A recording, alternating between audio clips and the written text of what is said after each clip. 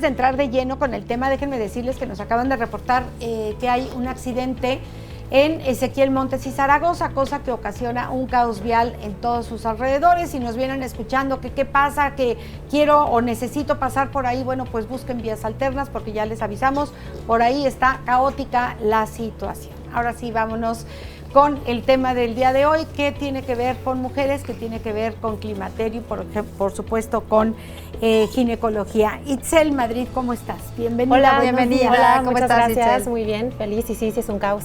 De ahí vienes, te consta. Sí, es un caos, y también a veces es un caos de climaterio, así que queda muy ad hoc. Vamos a hablar de caos el día de hoy. Caos en la mujer, ¿qué es el climaterio? Bueno, porque pues de entrada lo tenemos sí, como mal. Tenemos que definir. Menopausia, que a veces es el tema que también, digo, el término que también ocupamos, menopausia es nuestra última menstruación. Menarca es la primera, menopausia es la última.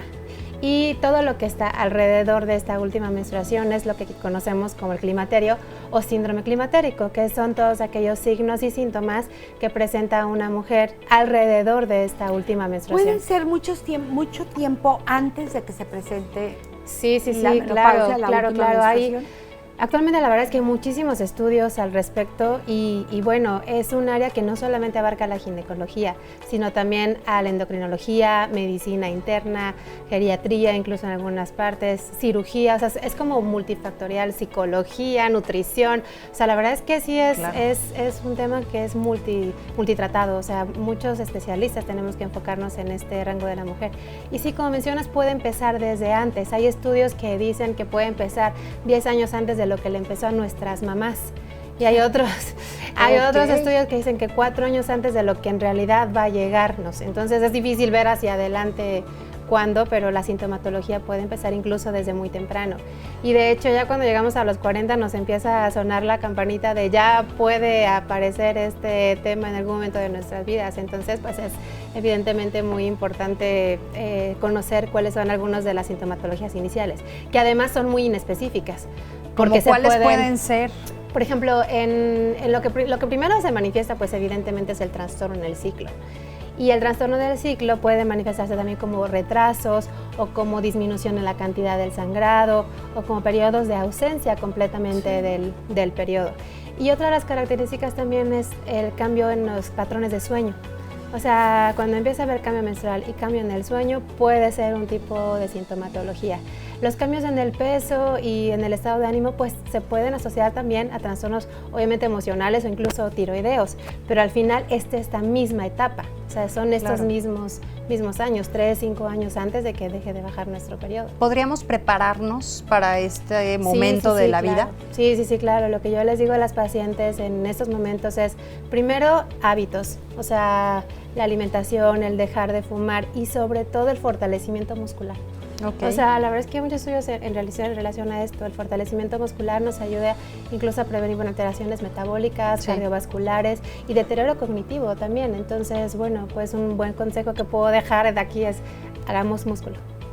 Hagamos músculo en el gimnasio, aunque no nos guste, o en la casa con algunas mancuernitas. Sí, y es que evidentemente el hacer músculos no solo es como meterte al gym, es también un plan de alimentación. Sí. O sea, una disciplina, un plan de alimentación que además te va a cansar y vas a lograr un poquito conciliar mejor el sueño, ¿no? Además de todas las otras terapias que podemos tener alternas. Claro. Biológicamente, ¿qué es lo que sucede con el climaterio? Pues evidentemente todo está en la deficiencia estrogénica. O sea, nuestros niveles estrogénicos pues van disminuyendo y van predominando otro tipo de hormonas, incluso las androgénicas. Por eso vemos que, imaginamos la viejita, pues que se empieza a caer el cabello, que empieza a tener vellito en zonas, pues obviamente de distribución androgénica, que es barba, bigotito, cambia la voz, algunas pacientes se vuelven un poquito más roncas.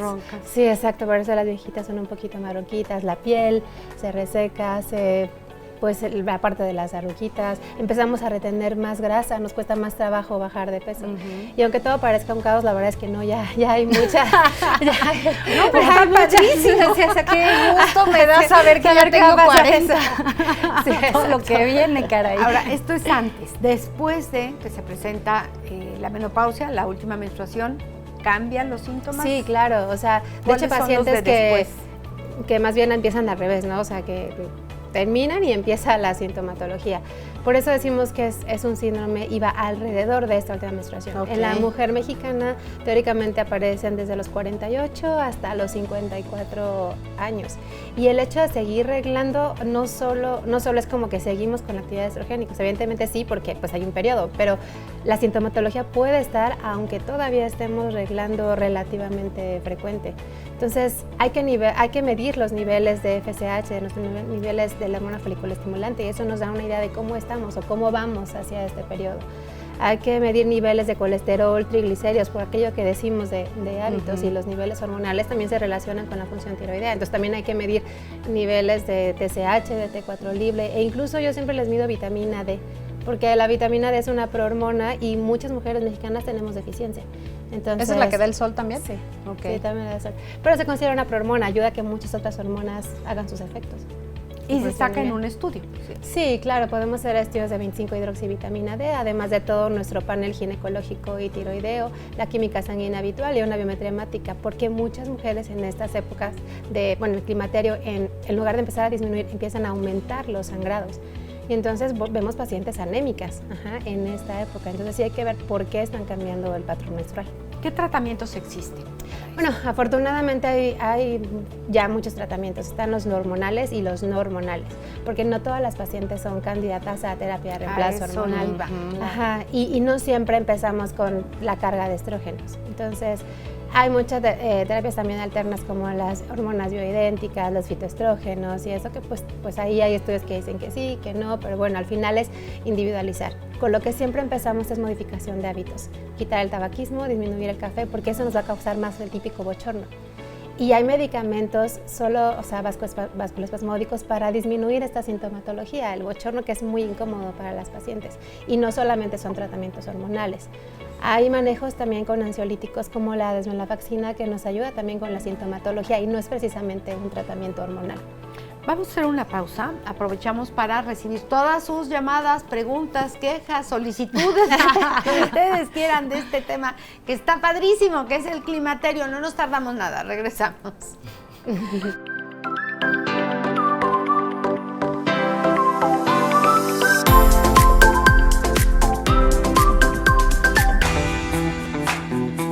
Estamos de vuelta.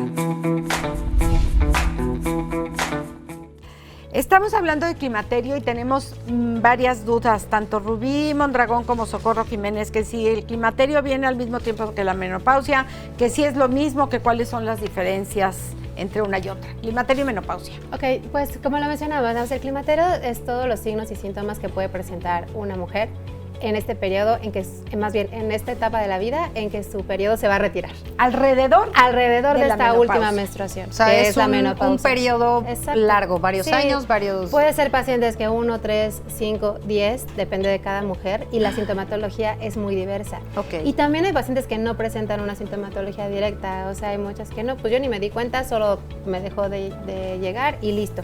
Pero evidentemente sí hay cambios fisiológicos que debemos de estar al pendiente. Y la menopausia en sí ya es la última menstruación. Eso es menopausia, climaterio es todo el periodo. Y en realidad, para definirlo, es que sea un año de que ya hubo ausencia del periodo. O sea, si me bajó en enero, después otra vez en abril, pues empezamos a contar ahora en abril, ¿no? Y después hasta julio, ok. Entonces, bueno, vamos juntando. Qué relajito. Bueno, ahí les va otro. Ay, Dios mío, a prepararnos que viene bueno esto.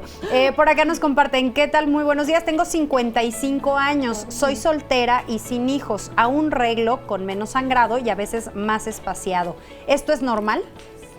Pues si no ha habido una ausencia completa del periodo por más de un año, pues puede ser que todavía la actividad estrogénica esté bien. El tener o no tener hijos, la verdad es que no es un impacto tan directo, aunque sí evidentemente hay un factor protector con la maternidad. Claro. Sin embargo, siempre es importante revisar dos cosas por el rango de edad. Uno, los niveles hormonales. Primero, los niveles de FSH, y la otra, el engrosamiento endometrial, porque por el periodo pues hay que ver que el endometrio tenga un grosor todavía considerado dentro del normal, y que al revés no sea una hiperfunción endometrial de manera irregular.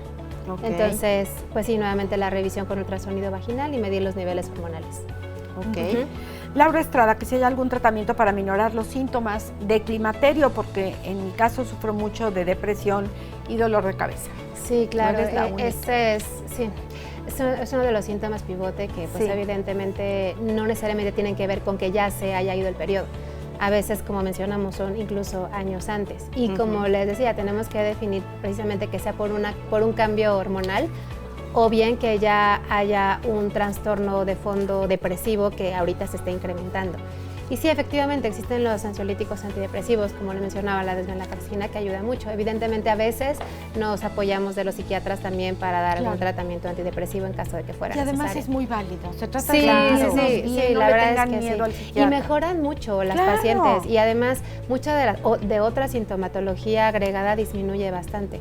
Entonces, siempre empezamos a cambiar hábitos, cuidar salud mental y evidentemente agregar medicamentos. Exactamente. Elena Trejo dice, con el climaterio vienen problemas de osteoporosis, porque yo empecé con este problema además del climaterio.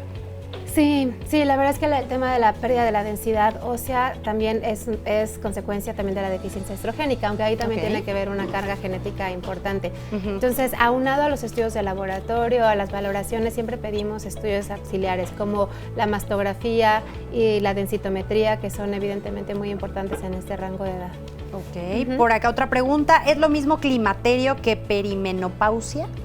Pues para términos generales sí se puede considerar igual, porque pues al final es todo lo que está alrededor de la última menstruación, que ahí va un poco al tiempo en lo que se refiere a la definición, pero en términos generales pues sí. ¿Tiene que ver la fecha con la que empezamos a arreglar con respecto a cuando vamos a terminar de arreglar? En alguna literatura se decía justo esto, que si empezaban temprano, terminaban antes, pero pues ya con los tratamientos hormonales y con todas las modificaciones, pues a veces no es una correlación directa. Entonces más bien es la genética, la mamá, a qué edad o relación, o sea, familiares directos, tías maternas. ¿El hecho de haber tomado muchos anticonceptivos tiene que ver? Más bien, en esas son las cargas ovulatorias, las reservas ováricas, más que tan solo el hecho de que pueda aparecer la menopausia, ¿no? Y además, la sintomatología no depende de eso, o sea, puede ser 1 año o 3 años hayan tomado o no anticonceptivos. Okay. Entonces, es difícil definir que si yo tomé 10 años me van a retrasar los síntomas más, la verdad es que no. ¿El hecho de haber tenido uno o muchos hijos tiene que ver para el tema de cuándo se va a presentar la menopausia? La maternidad y, bueno, sobre todo el tema de la lactancia tiene factores protectores. Ahí lo que yo diría más que en que se presente es en las patologías agregadas o patologías que pueden venir por no tener la protección de la lactancia. Por ejemplo, cáncer de mama, cáncer de endometrio. Sí, el haber tenido hijos es un factor protector, pero no es el factor único. Okay. Sí, claro. Entonces, cuando vemos el tema de cáncer de mama, vemos factores de riesgo. Entonces, el no lactar, el fumar, entonces de alguna manera es un factor protector, sin embargo, no es el directo, o sea, inicialmente. Itzel Madrid, muchísimas gracias. ¿En dónde te podemos contactar? Estamos en el Hospital Ángeles Centro Sur, piso 9, consultorio 940. ¿Teléfono? 442-322-6698. 322-6698. Sí, mi celular. 442. Muchísimas gracias, Itzel Madrid. Muchas gracias. Hasta la próxima. Gracias. Ricardo Ravel está con nosotros con un librazazazazo, La Casa de los Espíritus, de Isabel Allende. Vamos con él.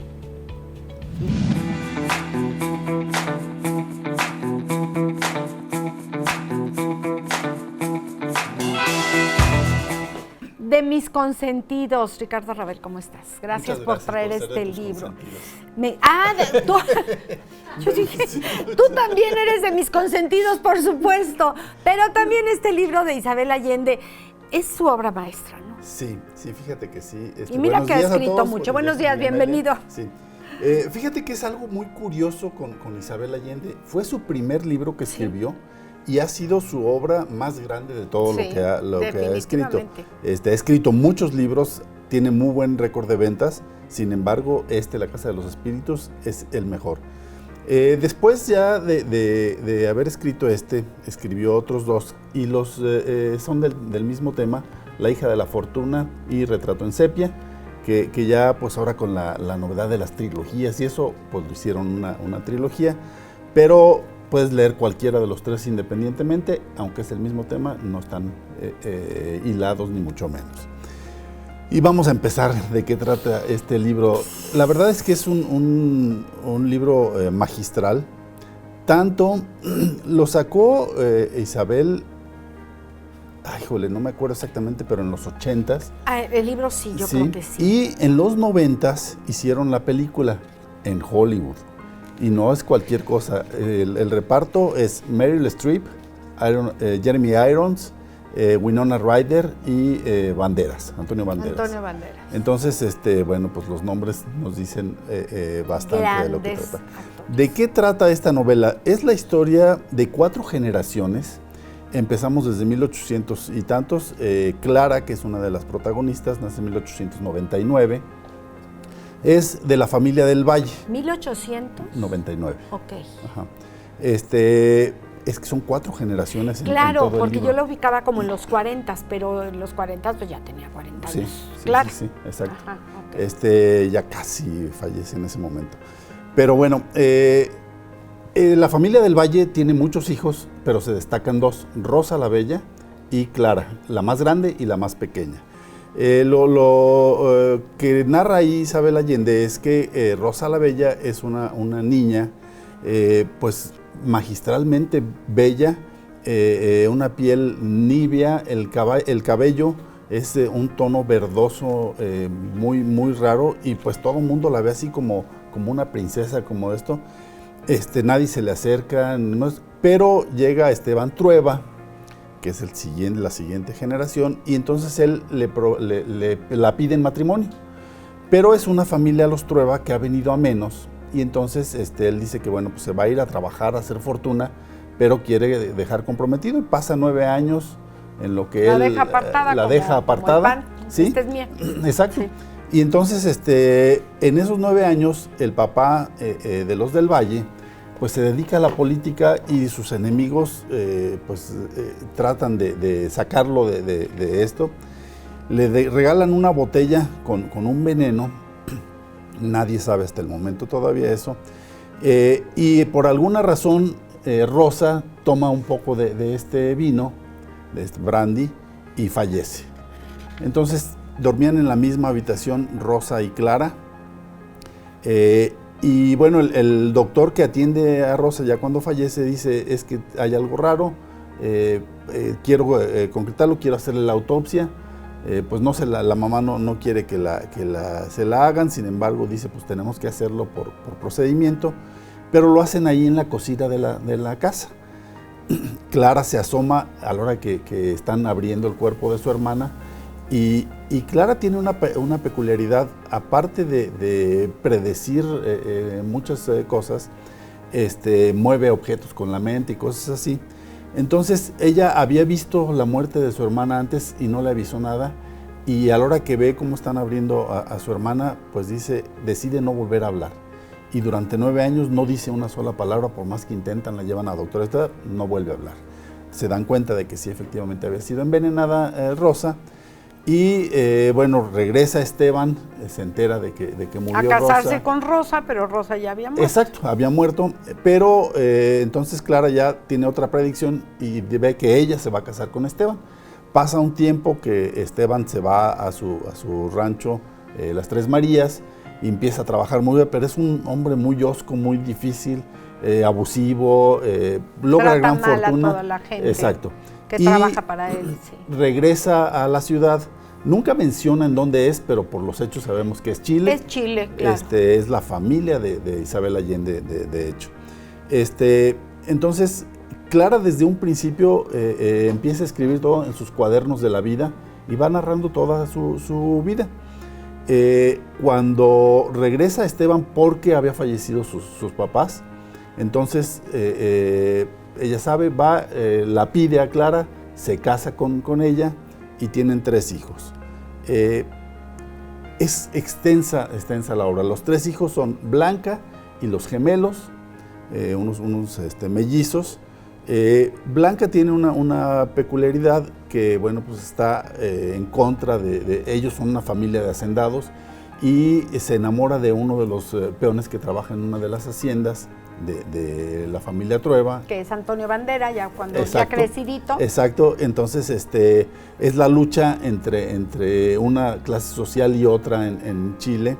Se embaraza de este joven, y el papá, pues a la hora de ver eso, pues la separa de ahí, no deja que lo vea. Pero además el papá de ella trataba pésimo, ¿no? Esteban sí era como esclavos. y a latigazos, y bueno, una cosa terrible. Sí, principios del siglo XX era la forma en que se trataba, no estoy diciendo que esté bien, sino que era la forma que se usos y costumbres, podías tener esclavos. Y eran los hacendados los que decían y hacían todo lo que pasaba. Entonces, bueno, pues Esteban la casa a Blanca con un francés que llega, sin embargo, pues no se llevan bien, nace la niña Alba, que, bueno, pues es el amor del abuelo, a pesar de haber sido... generación número 3, en 3 generaciones con Alba. Ya la cuarta, sí, claro. Alba es la última generación. Sí. Y bueno, empiezan a suceder muchas cosas hasta que llega el cambio del socialismo con Salvador Allende en Chile. Ahí es donde empieza a haber una lucha, la apresan a Alba, sufre de violaciones, cosas así, hasta que logra el abuelo sacarla de lo que lo estaban con la dictadura, que después derrocan a Salvador Allende. La logra mandar al extranjero, y entonces ahí ya nos enteramos que Alba es la que empieza a narrar la vida de sus padres, abuelos y bisabuelos. Que todo había escrito Clara. Exacto. En aquellos los cuadernos de la vida. Que dejó escrita la vida. Exacto. Escrita. La verdad es que es una obra maestra. Para mí el libro ampliamente. Es superior, generalmente superior a las películas. Sí, eso pasa mucho. Ojalá que lo puedan fíjate leer. Que hay mucha polémica, mucha gente dice que no tiene mucho que ver la película con el libro. Es imposible que en una película puedas narrar todo lo que nos está narrando aquí Isabel Allende. Además es mucho tiempo, entonces te perderías en la película. Y el enfoque que le dan los estudios no es el que quiso darle Isabel Allende a la situación chilena. Entonces es buena. Y tan importante que, bueno, pues la hicieron película. Sí, pero embargo, es superior el libro. Es muy, muy superior el libro. Yo creo que es de los libros que es muy superior el libro a la película, porque además lo que tú dices son más de 450 páginas, o sea, letrita. Esto no lo puedes plasmar en una película. Y mira que es larga la película, porque bueno, pues tienen que pasar 4 generaciones, pero es imposible todos estos detalles que puedes saborear en el libro, no los saboreas en una película. No están en la película. No puedes resumirlo en el tiempo que tarda la película. Es extraordinario. Magistral. De verdad, vale la pena. Si no lo han leído, los va a atrapar. Seguro. Yo creo que sí es un libro que vale la pena tener en casa, y luego por ahí lo dejamos como a la vista de ella. Al ratito los hijos, las hijas empiezan a... Sí, fíjate que por eso me animé a traerlo, porque a pesar de que, bueno, pues ha pasado mucho tiempo de que se publicó, bueno, pues vamos teniendo generaciones nuevas y muchas veces pues no saben, la gente de nuestra cultura, vamos a decir, no de nuestra edad, de nuestra cultura, pues lo vimos hace mucho tiempo, pero las nuevas generaciones, los que hayan nacido por ahí del 2000 para acá, pues ya muchos no lo conocen, claro. Entonces es importante. Porque ¿qué dices que salió en los 80s y en los 90s fue la película, para quien nada más vio la película? Entonces las nuevas generaciones no lo conocen. Así es. Qué Entonces bueno. Por eso me gustó traerlo, y bueno, pues ya lo podemos considerar como un clásico de la literatura en español. Y por supuesto está en la librería Sancho Panza, Venustiano Carranza, número 39, Interior 2, dentro del Corral de Comedias, con esta y otras recomendaciones. Si no tenemos el libro que gusta, se lo conseguimos. Por supuesto. ¿A qué teléfono? 442-212-8141. Oye, no sé si tengas la historia de Greg, que mi nieto está encantado. Creo que son 19 tomos. 19, bueno. Ajá. Pues los tenemos todos. Lo atrapó la historia de Greg, entonces... Tú dime cuál quieres, si quieres todos, con todo gusto. Creo que ya los tiene, porque además todo el mundo sabe qué es lo que le gusta a este niño la lectura, entonces ya todo el mundo le ha regalado. Pero si falta, tienes todos. Todos los para que si le falta alguno, vayamos ahí. Claro, niños, bueno, mi nieto empezó como a los 7 años con esta de la historia. Fíjate que de Greg. Es un libro muy interesante para los niños, son cómics. Sí. Y los atrapa mucho. Y qué bueno que encontremos algo que los pueda atrapar a leer. Porque además tiene un lenguaje que les gusta a los niños, a los papás de repente dicen, ¿qué estás leyendo, mijito? Pero de verdad es una buena manera de iniciar a los hijos, a los nietos con la lectura. Muchísimas gracias, y aquí te esperamos dentro de 8 días. A todo el público. Bonita semana. Vámonos con Alicia Vega, ella es sexóloga y el tema está buenísimo, no se lo pierdan.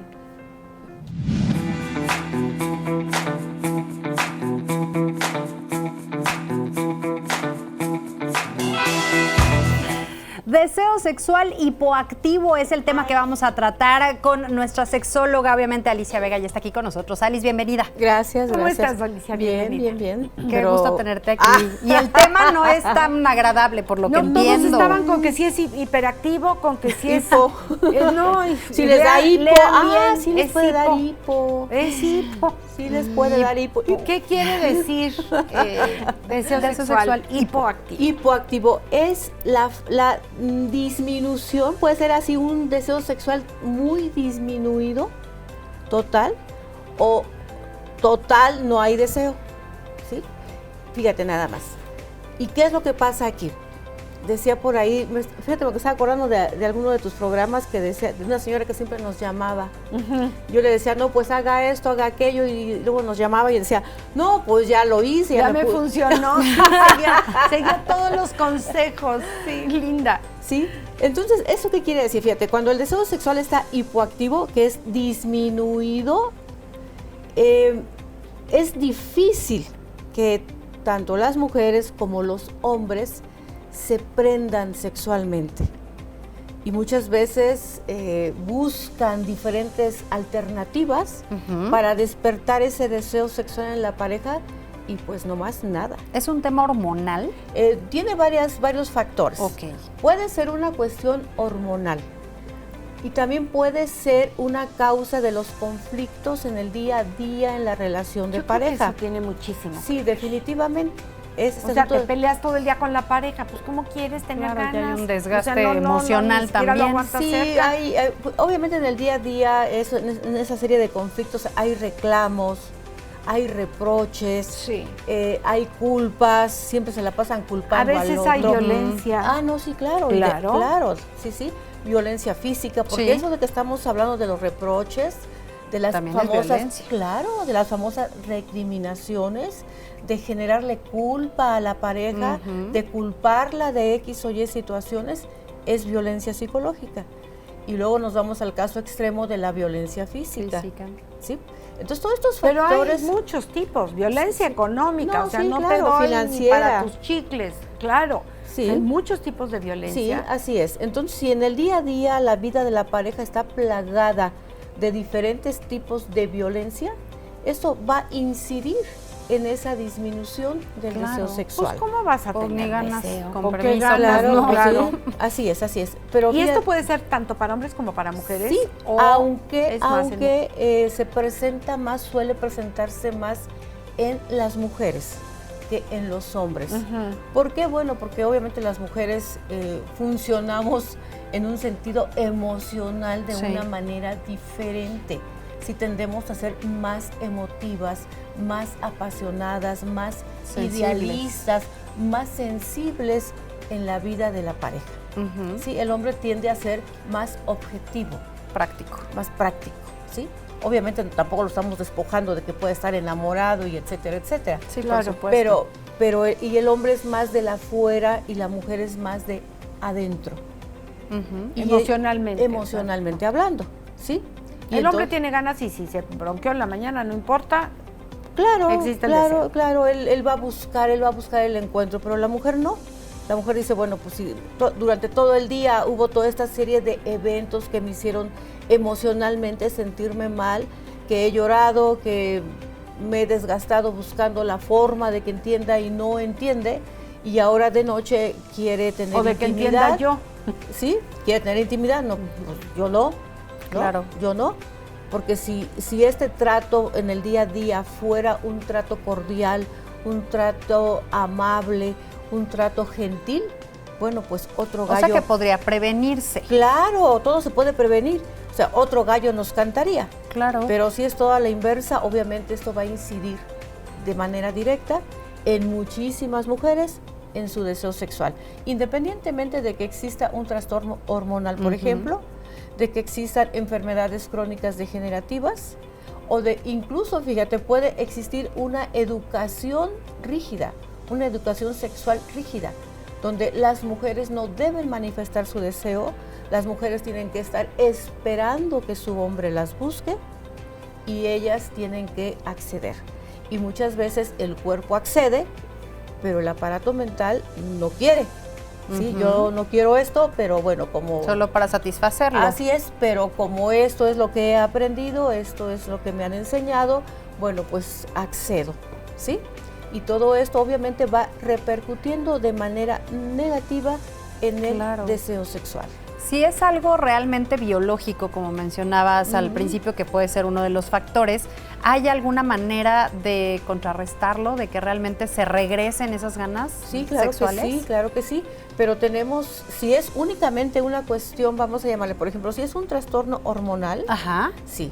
Si es una cuestión de una enfermedad crónica degenerativa, también se puede, pero siempre y cuando exista un buen trato, donde esta mujer que está teniendo, o igual un hombre que está pasando por una enfermedad crónica degenerativa. ¿Qué puede ser? ¿Diabetes? Puede ser la diabetes, por ejemplo, ¿sí?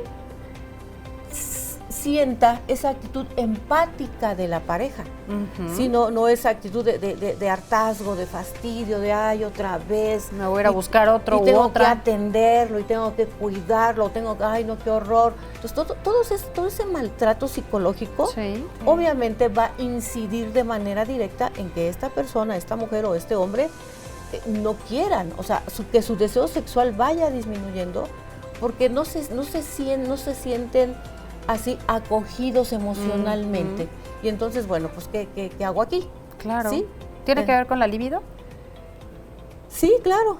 Sí, tiene que ver. Ahí es donde entran los factores hormonales. Sí. ¿La libido es el deseo? ¿O cómo es que la libido es esa fuerza, es que te lleva, que te motiva a esa búsqueda de satisfactores. Y en este caso específico del placer, ¿sí? Si esa libido está baja, que es la energía del deseo sexual, obviamente el deseo está muy bajo, pero si esa libido está intensa, ese deseo sexual va a estar intenso y va a estar manifiesto. Es esa energía sexual que te lleva a esa búsqueda del placer. Vamos a hacer una pausa, regresamos y desde luego si usted tiene alguna duda, alguna pregunta, quiere, no quiere, tiene ganas, pero sí, pero no, o su experiencia que nos la quiera comentar, pues con muchísimo gusto para eso. Para eso están nuestros especialistas. Llámenos 442-238-5255. Estamos recibiendo sus llamadas. ¿Prefiere mandar mensaje por WhatsApp? 442-676-0392. Está usted aquí en confianza, así es que con toda confianza háganos sus preguntas. Una pausa, no nos tardamos nada. Regresamos.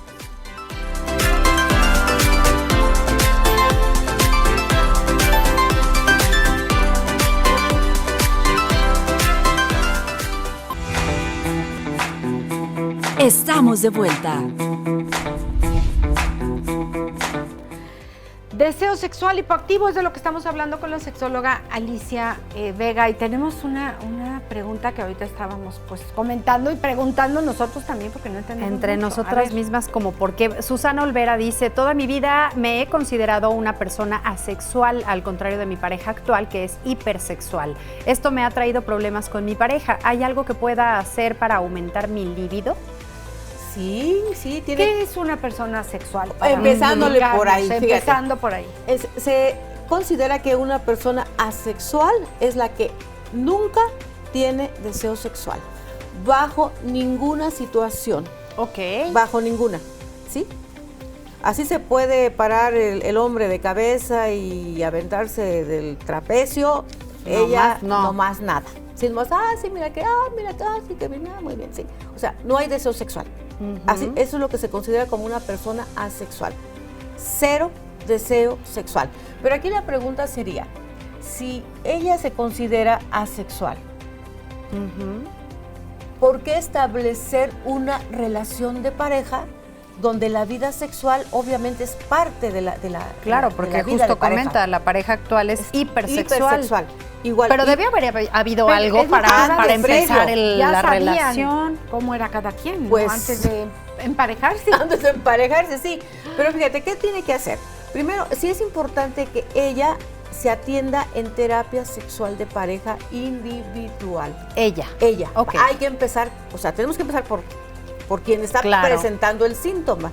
Y obviamente después habría que involucrar a la pareja, porque tenemos que encontrar esa empatía y ese acoplamiento sexual de la pareja. Ahora, no sé qué edad tenga la persona que nos llama, pero si continúa con una vida pobre de actividad sexual, todo lo que tenga que ver con su perimenopausia va a ser terrible. O sea, que puede ayudar a la menopausia. Claro. ¿El tener relaciones sexuales? Claro. Okay. Una vida sexual plena y satisfactoria favorece que los síntomas de la perimenopausia no sean agudos, no sean graves. Si se llegan a presentar, son ligeros. Que justamente es el tema anterior que tocamos de climaterio. Así es. Que es lo mismo que perimenopausia. Así es. Es como, dicen los jóvenes, es como el aire a Juárez. Solamente me acaricia.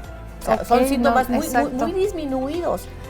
Y luego después viene el periodo de la posmenopausia, que si no hay una vida sexualmente activa, esos síntomas de la posmenopausia van a ser más terriblemente horribles. Oye, pero después de la menopausia, ¿o hay alguna edad en la que ya no deberíamos de tener sexo? No, hasta el último aliento. Okay. O sea, debemos tener actividad sexual hasta el último aliento, porque los aparatos genitales necesitan mantenimiento, como todo. Claro. Y todo lo que no se usa se echa a perder. Que ahí de alguna manera viene también la educación y la manera en la que tenemos nuestros bloqueos mentales, porque la cultura nos ha dicho que después de cierta edad, ¿para qué te pones a hacer el salto del tigre? ¿No? O sea, no hay manera de tener relaciones sexuales en teoría después de cierta edad, pero eso es totalmente un bloqueo. Claro, y es una falsa creencia. Sí. Definitivamente. Bueno, si nos podemos aventar toda tu vida, está bien. Pero si dices a los 60, a ver, es la primera vez, lo tengo que probar, yo creo que sí tendrías que tener más cuidado. No sé ustedes qué opinen, pero... Bueno, puede ser el salto del tigre con colchoneta. Bueno, pero es como si dices, nunca me aventé del... Bueno, el salto del gatito, si quieres, para que no sea tigre. El salto del gatito. El mirri miau. Rosaura Martínez, ¿el deseo sexual hipoactivo tiene algún periodo de duración? ¿Se llega a quitar de manera natural o se tiene que tomar algún tratamiento? Es que tendríamos que ver qué lo está causando primero. Sí, claro. O sea, no es lo mismo que sea una enfermedad. No. A que sea un maltrato. Así es. Tendríamos que ver la causa, qué lo causa, porque se tiene que atender la causa.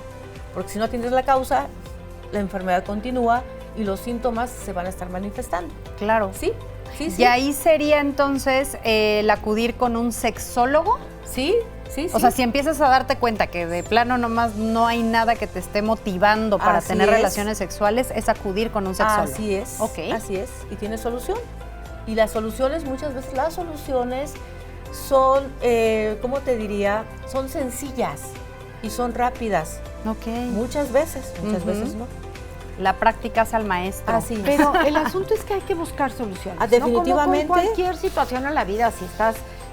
¿Tienes alguna enfermedad, algún problema de leyes, de abogados, con el contador? Lo que sea. Según tu problema, buscas un especialista. Y para eso están los sexólogos y para eso están los ginecólogos, dependiendo del problema que tenga cada quien. Claro, porque todo en esta vida tiene solución y es nuestro deber moral buscar una solución al mal que nos está aquejando. Totalmente. Sí. Bueno, y todas las personas que quieran ponerse en contacto contigo, ¿en qué teléfono podemos localizar? 442-544-1370. 442-544-1370, el teléfono de Alicia Vega, y ahí está para que ustedes se puedan poner en contacto con ella. Muchísimas gracias. Tenemos una llamada que la obra de Isabel Allende, que hablábamos el día de hoy con Ricardo Rabel de la librería, que qué linda es la obra, pero qué pésima y horrible adaptación al cine. La interpretación de Antonio Banderas no es lo relevante del personaje, lo importante es que representa a Víctor Jara. Efectivamente, lo comentábamos, nada que ver la película con la obra, el libro, que es extraordinario. Así es que gracias por comunicarse y gracias por darnos sus opiniones. Y ahora sí, vámonos a Fundación Merced. ¿Qué es Fundación Merced? ¿Qué hacen? ¿A quiénes ayudan? Vamos a ver de qué se trata con ellos en la siguiente entrevista.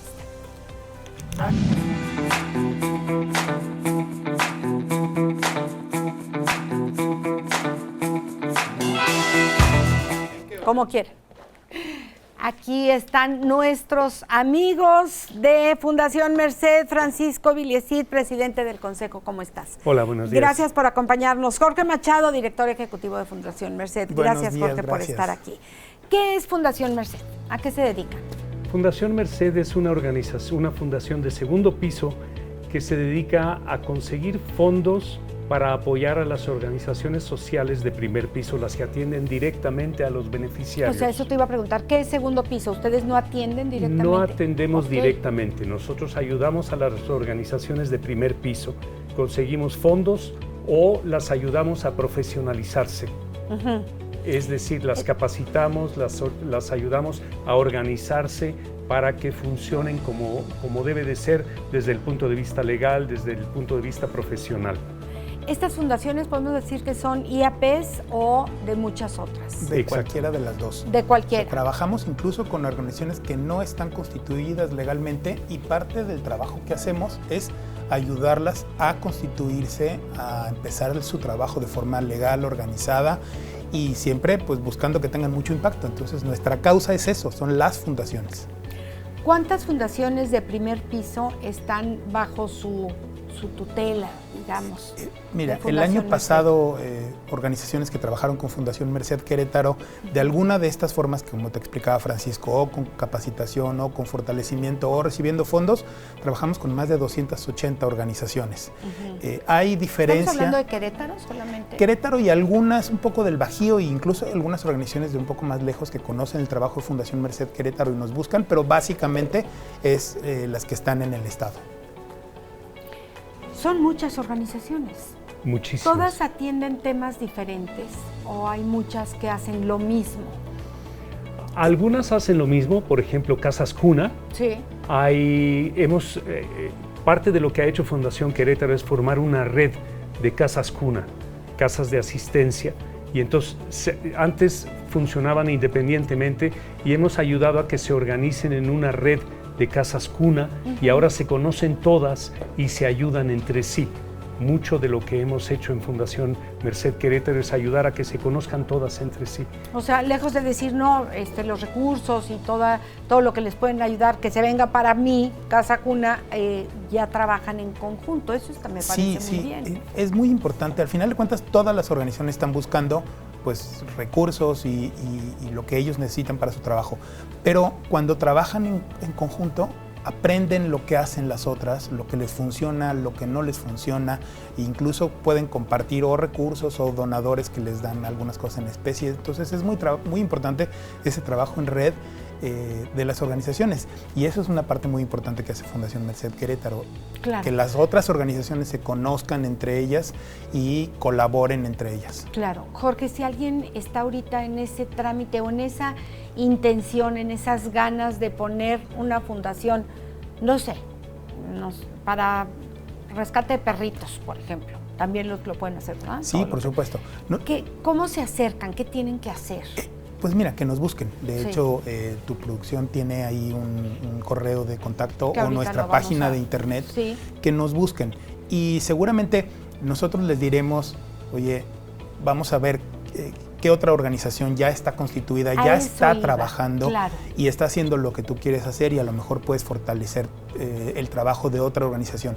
Y si fuera una causa muy específica que a lo mejor nadie más está tocando, o un enfoque, porque al final de cuentas también, aunque trabajen con niños, será un enfoque diferente, aunque trabajen con mascotas, puede ser un enfoque diferente, entonces podemos trabajar nosotros con ellos, ayudarlos a hacer su planeación estratégica, a constituirse legalmente, a aprender a recaudar fondos, o incluso si nosotros podemos ayudarlos consiguiendo fondos y dándoles fondos también. Ok, ¿de dónde sacan fondos?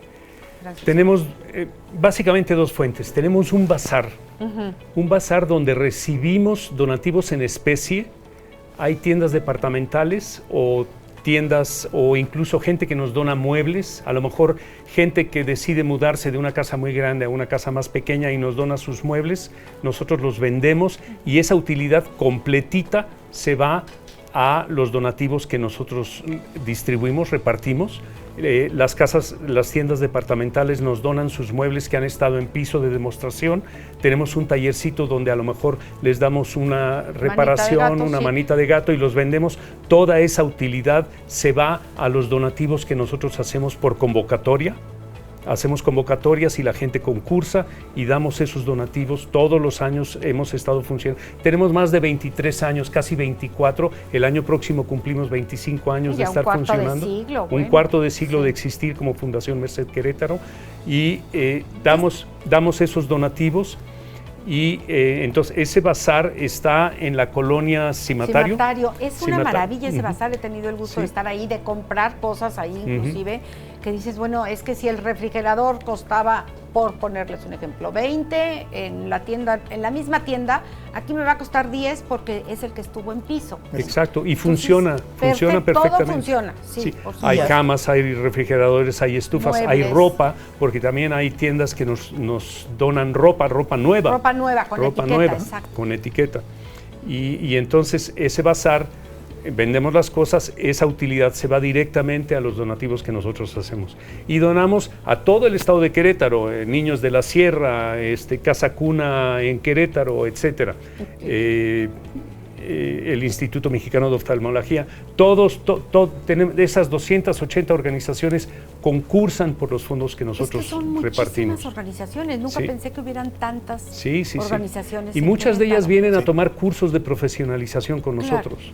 ¿Qué tipo de cursos, Jorge, les dan? Bueno, desde planear cómo diseñar proyectos, cómo medir el impacto de sus proyectos, cómo recaudar fondos. Las organizaciones, todas vivimos de donativos, las organizaciones, las fundaciones.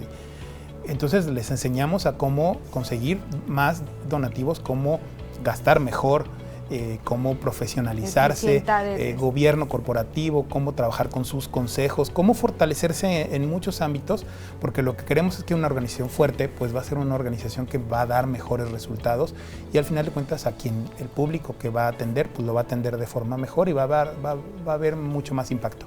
Y cómo ser donatarias legales también, eso es muy importante, porque para poder dar recibos de donataria legal es muy importante cumplir con ciertos requisitos legales.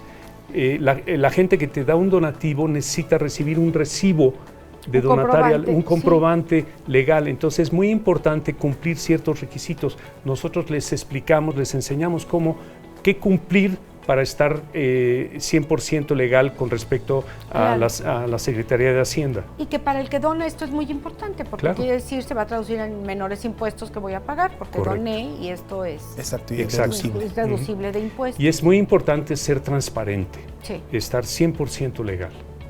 Claro, por supuesto que sí. ¿De qué hay más organizaciones, fundaciones? Te diría que no encontramos una causa en específico que haya más. Obviamente los temas de salud son muy sensibles, desde temas de salud en niños o como te decía, Casas Cuna.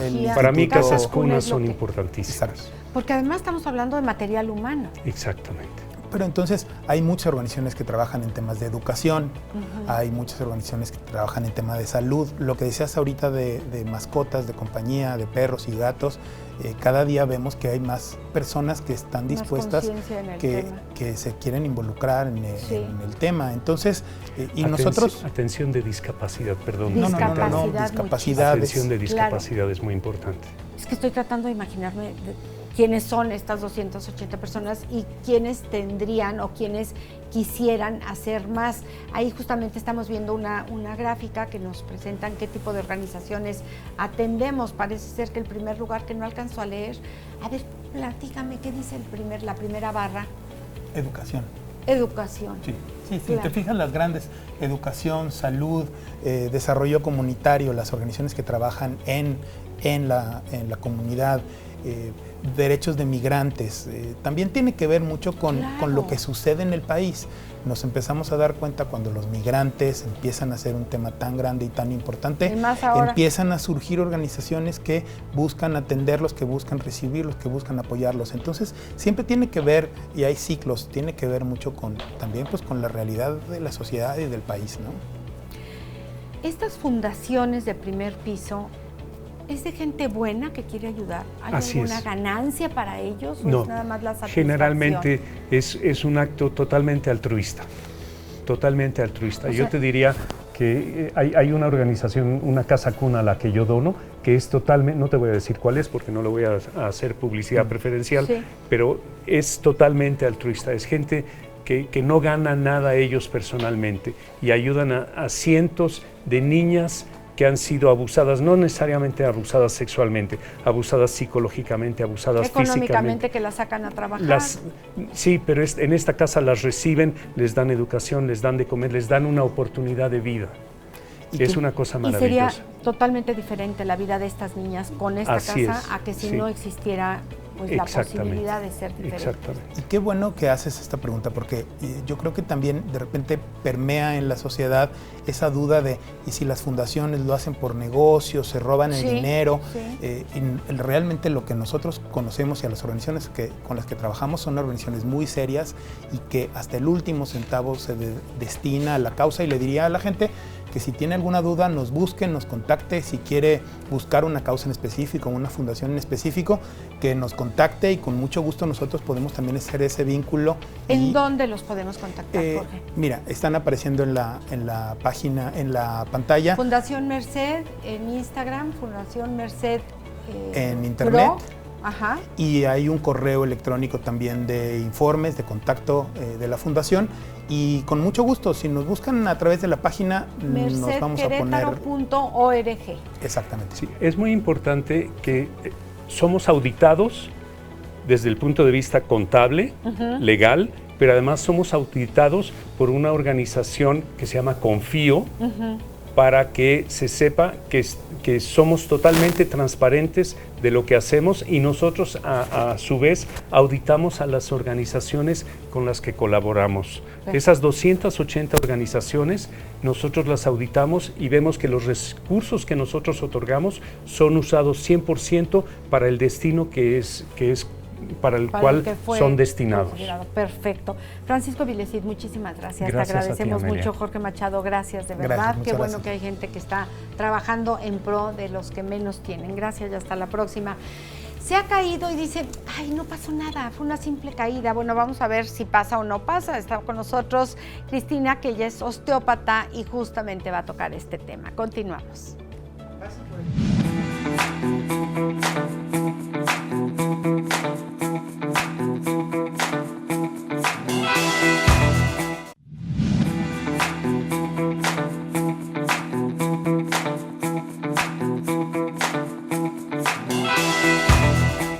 Consecuencias de una simple caída, que parece que no pasa nada. Cristina Hernández, ella es osteópata. ¿Cómo estás? Bienvenida, buenos días. ¿Cómo estás, Cristina? Buen día. Qué bueno, qué gusto tenerte aquí. ¿Cuándo una caída puede dejar de ser una simple caída y cuándo puede tener consecuencias?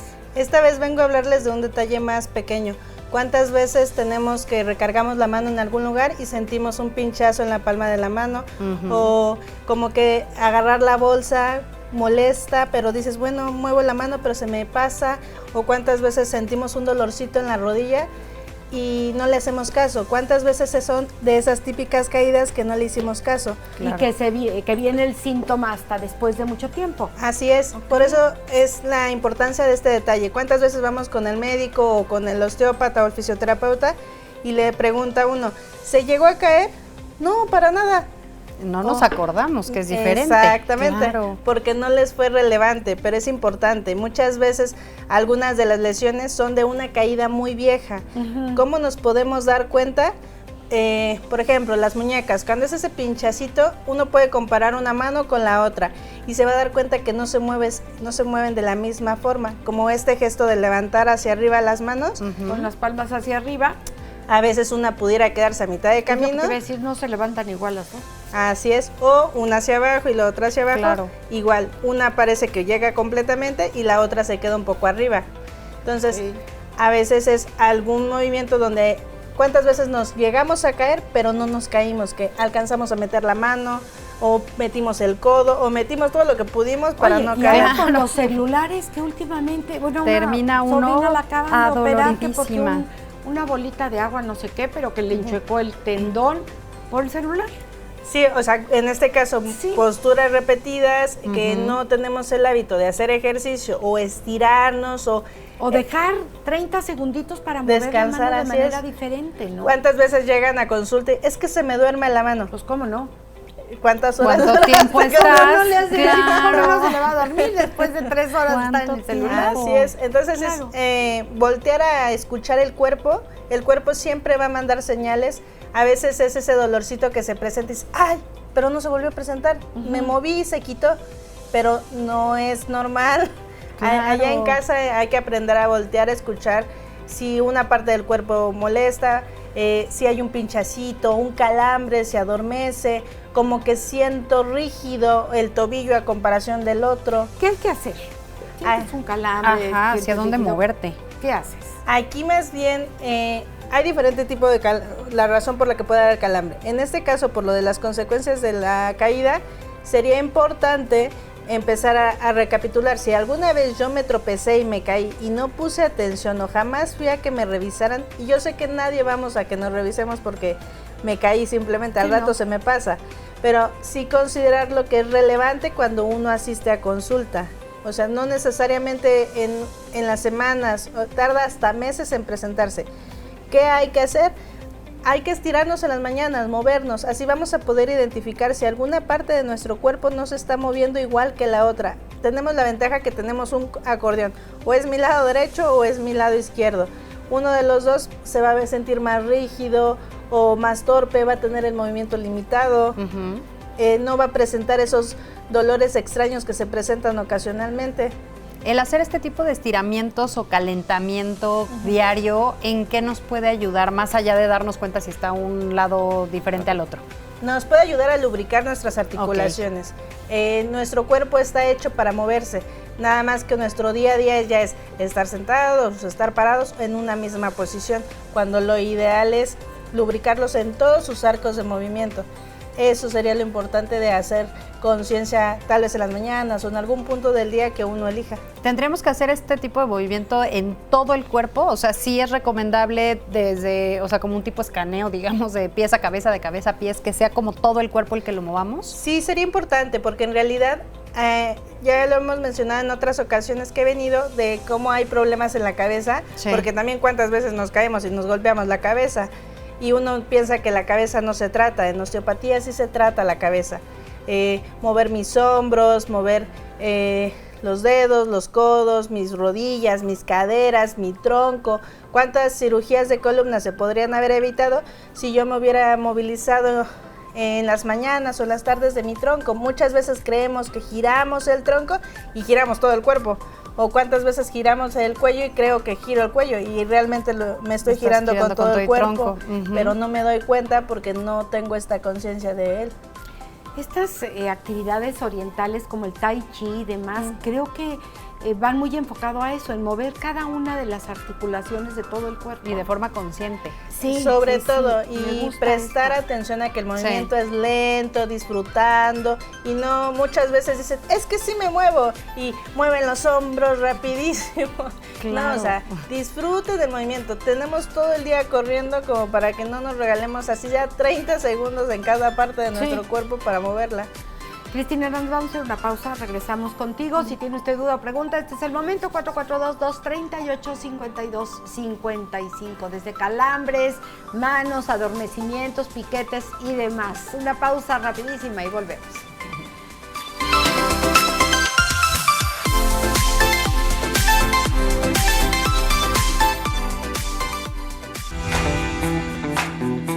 Estamos de vuelta. Tenemos llamadas, lo cual la verdad es que nos da muchísimo gusto que se pongan en contacto con nosotros. Déjenme la encuentro, aquí está. Nos están pidiendo la dirección de Fundación Merced, con muchísimo gusto. Es Cerro de la Estrella número 133, Colonia Colinas del Cimatario, aquí en Querétaro, código postal 76090. Repito, Cerro de la Estrella número 133, Cerro de la Estrella 133, Colinas del Cimatario. Y fíjense que les vamos a regalar boletos, me encanta regalar boletos.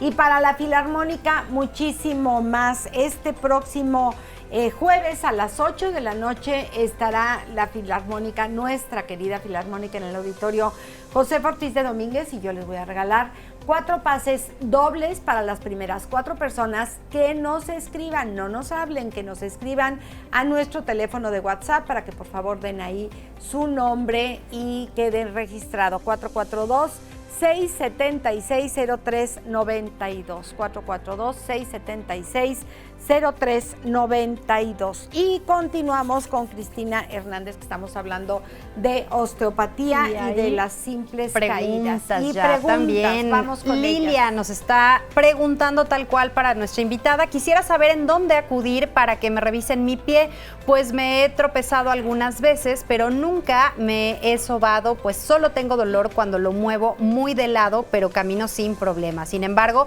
hay días que sí me duele el tobillo. ¿A dónde puedo ir y qué me recomienda hacer? Bueno, podría acudir con cualquier osteópata, en este caso conmigo. Claro. Sí. Doy consulta a domicilio o doy también consulta en un consultorio frente a Plaza de Toros o en Colonia La Florida. Sería contactarme por vía WhatsApp y podríamos ponernos de acuerdo por ahí. ¿Qué hacer en este caso si alguien como la señora Lilia está en esta situación? ¿Desde casa podemos empezar a hacer algún tipo de estiramiento? ¿Vale la pena el sobarnos con alguna pomada? No tengo idea. ¿Hay algo que hacer? Realmente en casa no pueden hacer mucho. Okay. Realmente sí es asistir con el especialista, porque uno evalúa qué huesos son los que no se están moviendo bien, ayudar a facilitar, porque realmente en este caso, sobre todo que son torceduras de tobillo ya recurrentes, el querer estirarlo en este caso no aplica.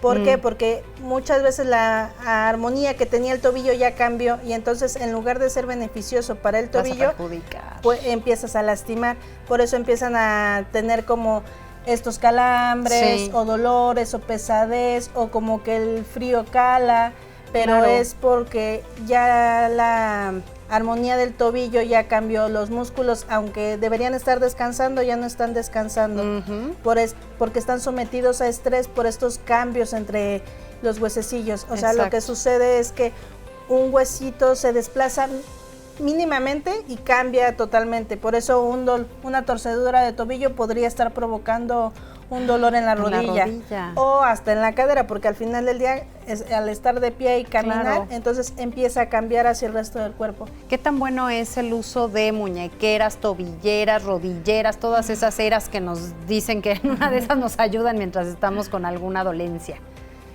No la sugiero, salvo cuando el médico o el especialista las manda. ¿Por qué? Porque en realidad lo que hace la muñequera o la tobillera o cualquiera de estas inhiben a los músculos. Por ejemplo, en el caso de una faja, que la gente usa mucho algo para la columna. Sí, pero nosotros ya tenemos una faja que es en nuestro cuerpo, entonces que son nuestros músculos. Exactamente, ¿no? Entonces a veces inhibe. Algunas veces ayuda, pero es que realmente el especialista es el que determina ¿en qué momento sí hay que usarlo? No. Noemí López, todas las noches hago estiramientos y ejercicios para las piernas y los brazos. Además, aplico masajes con un aparato especial. Aún así, le dan constantemente calambres en los pies y en las piernas, que si hay algo que pueda hacer para que ya no suceda.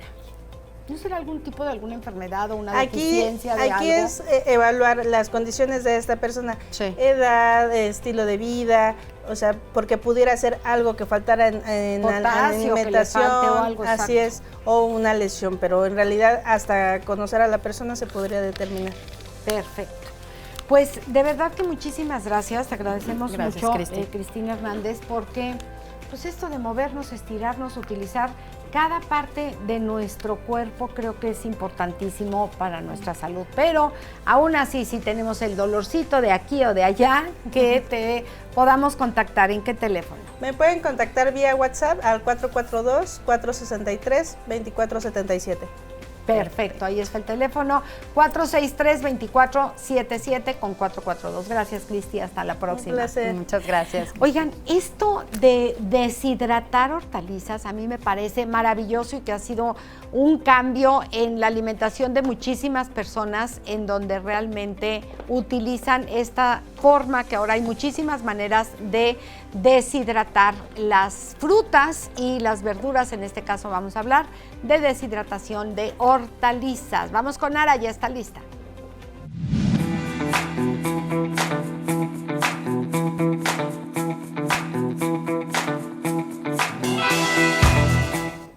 Efectivamente, ya estamos de este lado del estudio para platicar acerca de esta deshidratación justo de hortalizas, y Said Rodríguez está aquí con nosotros. Él es ingeniero del agua, estudiante también de doctorado en biosistemas, y nos va a platicar respecto a esta deshidratación. ¿A qué se refiere? Bienvenido, Said, ¿cómo estás? Hola, muy bien, muchas gracias por la invitación, Ara.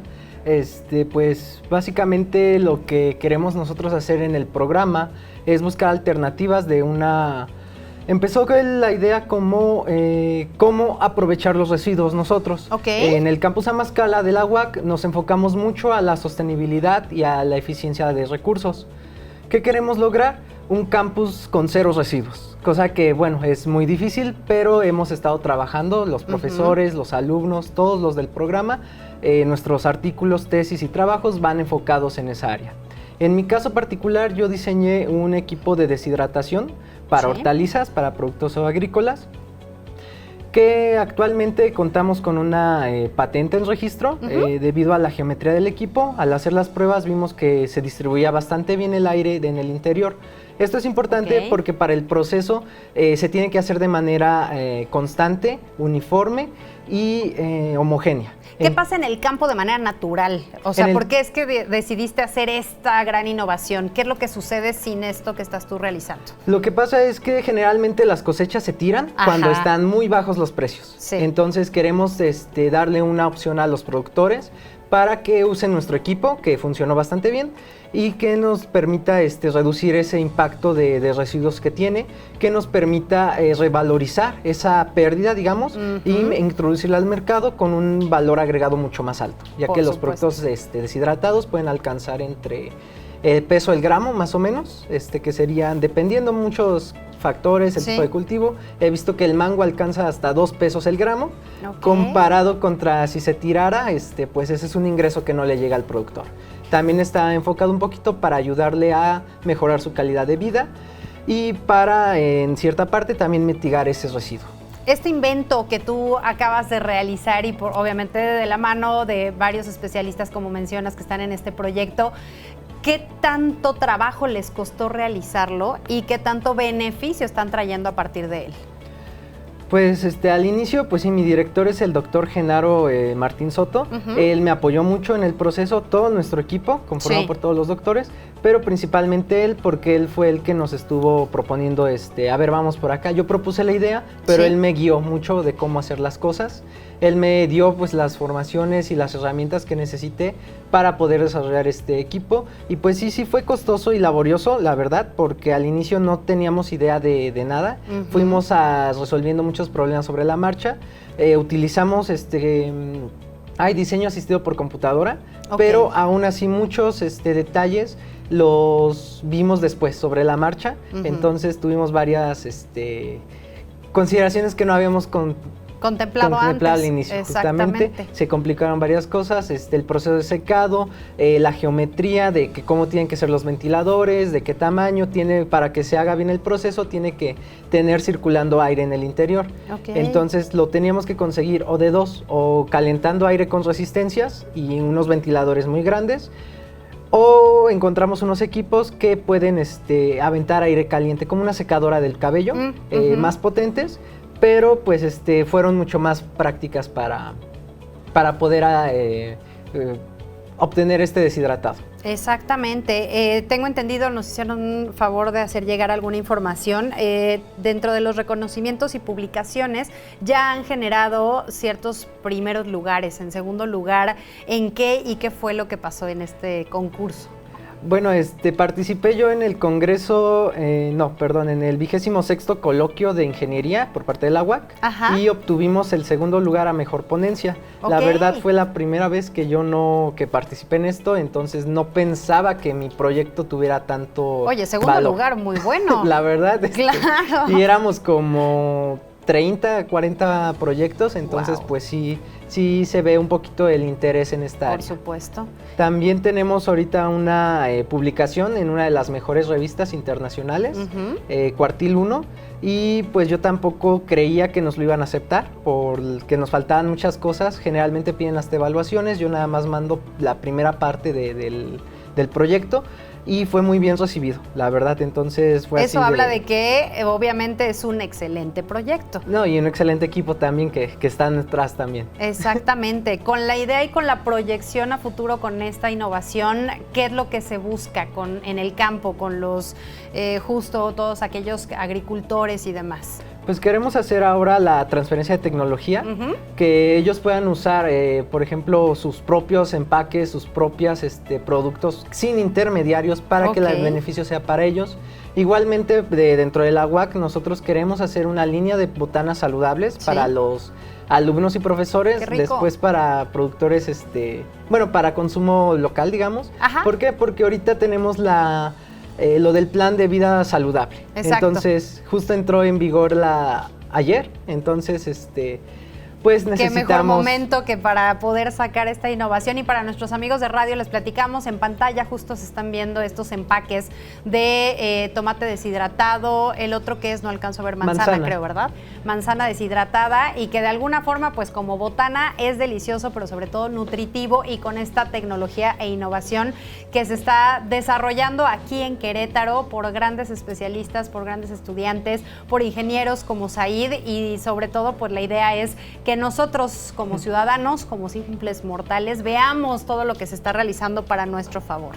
Said, ¿cómo podemos, a lo mejor quienes estén ahorita escuchando y estén atentos y quieran saber un poquito más acerca de este proyecto, cómo podemos contactarlos? Me pueden contactar a mi correo institucional, es srodriguez72@alumnosuac.mx, o al WhatsApp que está en pantalla, 55 54 67 35 18. Hay cualquier duda sobre el proceso, o si se quieren incorporar incluso a la UAC, nos pueden hacer el mensaje y con gusto tienen las puertas abiertas. Me encanta. Said Rodríguez, como ingeniero de la UAC y por supuesto estudiante también doctorado en biosistemas. Muchísimas gracias por venir a platicarnos de todo esto que están realizando. Sin duda va a llegar lejísimos, ya lo están haciendo. Sí, muchísimas gracias por la invitación, y nos ayuda mucho estos espacios para pues darle un poquito de difusión a nuestros proyectos. Exactamente, pues muchísimas felicidades a ti y a todo el equipo.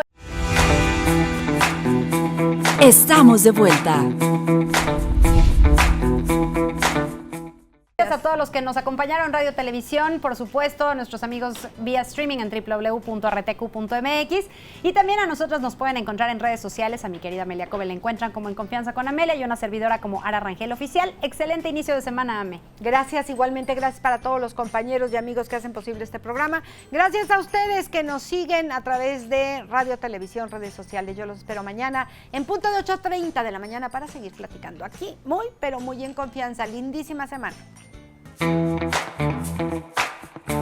Gracias por tu sintonía. Te esperamos muy pronto para seguir platicando aquí en Confianza. Hasta pronto.